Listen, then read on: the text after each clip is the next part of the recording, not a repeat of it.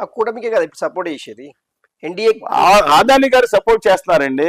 ఆదాని గారితో పాటు ఆదాని గారి శిష్యులు ఉన్నారు అక్కడ, వాళ్ళు సపోర్ట్ చేస్తున్నారు.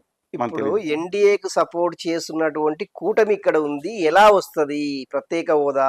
అవునండి, ఉంది కదా. ఆయన తిరుపతి వెంకన్న స్వామితో పెట్టుకున్న ఏమన్నా బాగుపడినట్టు చరిత్రలో దాఖలాలు లేవు.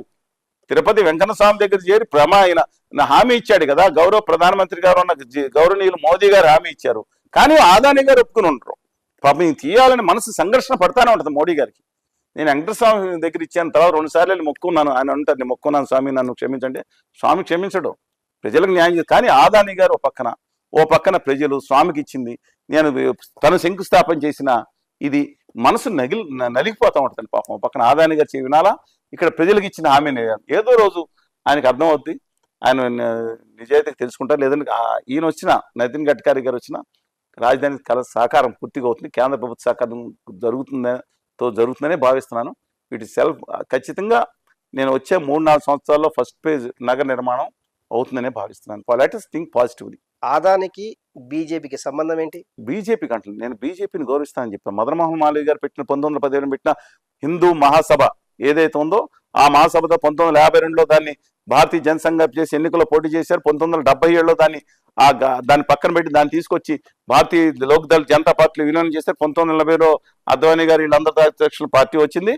ఇవాళ ఏ రోజు కూడా ఆ పార్టీగా నిలబడింది. శ్యామప్రసాద్ ముఖర్జీ గారిని గొప్ప త్యాగమూర్తి ఉన్న పార్టీ అది. కానీ ఇవాళ ఉండేది వాళ్ళ పార్టీ కాదండి, ఇవాళ ఉండేది ఆదాని గారి ఉత్తర భారతీయ జనతా పార్టీ. ఇది అదే ఆదాని గారు ఎవరు ఇన్ఫ్లేషన్ చేస్తున్నారు ఇక్కడ అంటే ఏం చెప్తారు? ఆదాని గారి చేతుల్లోనే వీళ్ళు ఉన్నారు కదా, ఇంకెవరి చేతులు ఉన్నారండి? ఒక టికెట్ మనం ఒక రోజు కనుక, ఇవాళ నేను ఎంపీలు కూడా నేను నమ్మలేదు, అత్యధిక మంది ఎంపీలు అన్న కానీ కొంతమంది ఎంపీలు, ఎందుకంటే పార్లమెంట్ లో కాశ్మీర్ నోట్ చూశారు కదా మీరు. ఇవాళ ఆదాని గారి సిచ్యువేషన్ ఏంటి చెప్పండి నాకు, ప్లీజ్ టెల్ మీ. ఆదాని గారి సిచ్యువేషన్ చెప్పాలా మీరే? ఒక రోజు స్టాక్ సీలింగ్ కొడితే 1,50,000 కోట్లు వస్తుందండి కంపెనీలకి. ఆయన మిగతా గుజరాతీ వ్యాపారులు అందరూ కూర్చుంటే 40-50 లక్షల కోట్లు, 1 లక్ష 2 లక్షల కోట్లు తీసి ఒక 50 మంది ఎంపీలు 5,000 కోట్లు 3,000 కోట్లు ఇస్తానంటే వాళ్ళు ఏదైనా బాధపడచ్చుండగా నేను అడుగుతాను, ఇంతకుముందు జరిగింది కాబట్టి అడుగుతాను, ఎలానాళ్ళు ఎంతమంది ఉంటారు చెప్పండి నాకు. ఒక 5,000 కోట్లు ఇస్తాను రా, 4 మంది ఎత్తుకొని వెళ్ళారని. ఆ లోపే ఇవాళ ఆంధ్రప్రదేశ్లో ఉన్న మిగతా పార్టీలు దీని మీద దృష్టి పెట్టాలని కోరుతున్నాను. ఆల్రెడీ బ్యాకప్ అరేంజ్మెంట్ చేసుకుంటారు ఆదాని గారు, వీళ్ళ మీద డిపెండ్ అవుతుంది. ఆ లోపే కనీసం హక్కులు సాధించుకోవాలి. విభజన హామీలు కనుక ఇన్సెంటివ్స్ అమలు అయితే పిల్లకాయలు అద్భుతమైన సహజ సంపదలు ఉన్నాయి, కొంత తోడ్పాటు కావాలి, అద్భుతమైన ఇది ఉన్నారు, వాళ్ళు ముందుకెళ్తారు. ఎందుకో చెప్పను ఇంకో విషయం, ఆంధ్రప్రదేశ్ సాఫ్ట్వేర్ ఎక్స్పోర్ట్స్ ఎంతండి, బేసిక్ ఎక్స్పోర్ట్స్ తెలుసా? చంద్రబాబు నాయుడు గారు అధికారంలోకి వచ్చేటప్పుడు జూన్ 8, 2014 నాటికి దాదాపు 1,200 కోట్ల రూపాయలు ఉన్నాయి బేసిక్ ఎక్స్పోర్ట్స్. అదే దాని 2019 నాటికి ఆయన దిగిపోయే నాటికి మే 30 తారీఖు సాఫ్ట్వేర్ ఎక్స్పోర్ట్స్ అంతేనండి తెలంగాణ కోసం. నమ్మట్లేదా? దానికే 5 సంవత్సరాలు 3 సంవత్సరాలు పట్టవండి. జగన్మోహన్ రెడ్డి గారు వచ్చిన తర్వాత 23 వరకు 24 సంఘం 23 వరకు 2,000 కోట్లు. తెలంగాణలో ఎంత చేరుకుంటుంది తెలుసా? ఈ 2024 ఎండి నాటికి 3 లక్షల కోట్లకి తెలంగాణలో సాఫ్ట్వేర్ ఎక్స్పోర్ట్ చేరుకున్నాయి. నమ్మగలుగుతారా? 2023 మార్చి 31 తారీఖు 9,15,700 మంది ఎంప్లాయీస్ డైరెక్ట్ ఎంప్లాయ్మెంట్లో ఉన్నారు తెలంగాణలో. 2,41,603 కోట్ల రూపాయలు అప్రాక్సిమేట్లీ ఎక్స్పోర్ట్స్ అవుతున్నాయి. పక్కన తమిళనాడులో 3 లక్షల కోట్లు చేరుకుంటున్నాయి. 4,5 లక్షల కోట్లు ఫారెన్హైట్లో ఉంది కర్ణాటక. పక్కన మహారాష్ట్ర 3 లక్షల కోట్లు, పక్కన ఒరిస్సా అటవీ ప్రాంతం కూడా ఆంధ్రప్రదేశ్ కంటే ఎక్కువ ఉందన్నారు.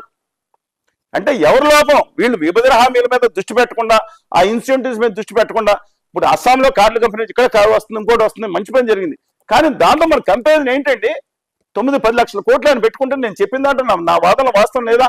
వెరీ అన్ఫార్చునేట్ అండి, వెరీ అన్ఫార్చునేట్. దీంట్లో ఏంటంటే భావోద్వేగాలు పెంచుకుంటున్నారు. స్వతంత్ర వ్యక్తిత్వాలు అవసరం ఉంటే ఆ గట్టు మీద ఉండి జగన్ గారి చెంచాగా ఉండాలి, చంద్రబాబు నాయుడు గారి చెంచా ఉండాలి, లేదా కళ్యాణ్ బాబు గారి శిష్యులు ఉండాలి, అందరూ కలిసి ఉత్తర భారతీయ జనతా పార్టీ బంద్ చేయాలి. ఆ సిచ్యువేషన్ బ్యాచ్లో నేను లేనండి. ఇది డూ రెస్పెక్ట్స్ దెమ్. అభిమానులు ఉన్నారు, వాళ్ళు ఉంచుకోవచ్చు. ఆ పార్టీ అభిమానులు వీరాభిమానులతో ప్రమాదకరం. కొంత ట్రోల్ జరుగుతుంది. జగన్మోహన్ రెడ్డి ప్రపంచంలో అభివృద్ధి చెందిన దేశాల్లో ఇప్పటి కూడా బ్యాలెట్ పేపర్స్ ని యూజ్ చేస్తుండ్రు, ఇక్కడ ఈవీఎంలు యూజ్ చేయడం వల్ల చాలా ప్రమాదము అనే విధంగా ఆయన పోస్ట్ చేశాడు. ఇది కొంత ఆశ్చర్యానికి గురి చేసినట్లేదు? ఏం లేదండి, రాజకీయ నాయకులు మాటలు మారుస్తారు. 2019 ఎన్నికలు జరిగిన తర్వాత ఆయన ఏం మాట్లాడారు ఒకసారి వీడియో. ఈవీఎం మీద చేస్తారో ఎట్లా చేస్తారు? ఈవీఎం నమ్మకపోతే ఎలా అవుతుంది ప్రపంచం? అసలు ఈ టెక్నాలజీ వద్దా? చంద్రబాబు నాయుడు గారు మాట్లాడిన వ్యక్తే. తాను ఓడిపోతే ఒకటి, గెలిచినప్పుడు ఒకటి, వాళ్ళు మాట్లాడే మాటలు ఉంటాయి చాలా తప్పండి. చంద్రబాబు నాయుడు గారు ఈవీఎంలు వ్యతిరేకించారు. అవును, ఆయన వేమూరి హరిప్రసాద్ గారిని పాపం ఎన్నో ప్రయత్నాలు చేశారు. ఈవీఎంలో జరిగిందని పెట్టి నానగోడ చేసి ఆఖరి ఈవీఎం ఏమనంటే బొంబాయిలో వేరే ఈవీఎం తెప్పించుకుని ఈవీఎం దొంగతనం చేశారని చెప్పి ఆయన మీద కేసులు పెట్టి వేధించి నానా దారుణాలు చేసినప్పుడు కనపడలేదండి. డెఫినెట్గా ఇది ప్రపంచంలో అతిపెద్ద ప్రజాస్వామ్య దేశం. 150 కోట్లు చేరుకు 100 కోట్ల పైగా ఫ్యూచర్లో మనకు ఓట్లు వేసే ప్రజలు వస్తారు. ఇట్స్ నాట్ ఎ జోక్ అండి. నిజంగా కనుక అన్ని బ్యాలెట్ పేపర్లు మనకు విచిత్రం ఉంది. 500 మంది పోటీ చేసిన బ్యాలెట్ పేపర్లు కూడా ఉంటాయి. అవి ఇప్పడానికి చేయడానికి 3 ఏళ్ళు పడద్దేమో. నేను జోక్ చేస్తున్నాను కాదు. ఈవీఎంలు అవసరమే, కానీ పారదర్శకంగా ఉండాల్సిన అవసరం ఉంది. ఇది నాకు పారదర్శకత లేదు. మన జరిగిన పారదర్శకత లేదంటారా? మొన్న కాదండి, ఈ దేశంలో ఈవీఎంల మీద కొన్ని చోట్ల జరగవచ్చు, కొన్ని చోట్ల మ్యానిపులేట్ జరగవచ్చు. నేను ఎలా చెప్తానండి, కానీ ఈవీఎం మీద పారదర్శకత లేదు. ఖచ్చితంగా దాన్ని అందరూ అనుమానాలు నివృత్తి చేయాల్సిందే. ఈ అదానీ గారి ఎన్నికల కమిటీ ఒకటి ఉంది. అందులో పాపం చీఫ్ ఎన్నికల కమిషనర్ అవ్వాల్సిన రాజీనామా చేసి వెళ్ళిపోవటం, అర్ధరాత్రి కాకపోయినా 2వ అర్ధరాత్రి నాటికి ఇద్దరు వచ్చేయటం, అదో కమిటీ ఏర్పరచడం. అదానీ గారి కమిటీ ఏర్పరిచిన తర్వాత మంచి ఏం న్యాయం జరుగుతుంది అనుకుంటామండి. అందువల్ల my humble request with due respect to them, న్యాయ వ్యవస్థ మీద నమ్మకం ఉంది. Salute to them. ఈ దేశంలో న్యాయం 4 పాదాల్లో నడుస్తాను, ఒక పాదం మీద నడుస్తుందంటే ఈ న్యాయ వ్యవస్థ. లోపాలు ఉన్నా సరే న్యాయ వ్యవస్థ. ధనుజ చంద్రచూడ్ గారు మిగతా ఎంతమంది చెప్పండి న్యాయమూర్తులు కానీ చేతులు దండం పెట్టాలి, వ్యవస్థ నిలబడుతుందంటే వాళ్ళ. అందువల్ల న్యాయం జరుగుతుందని ఆశిద్దాం. కానీ ఎన్నికల కమిషన్ కూడా చీఫ్ జస్టిస్ని పక్కన పెట్టేసిన ప్రభుత్వం అదానీ గారి ప్రభుత్వం.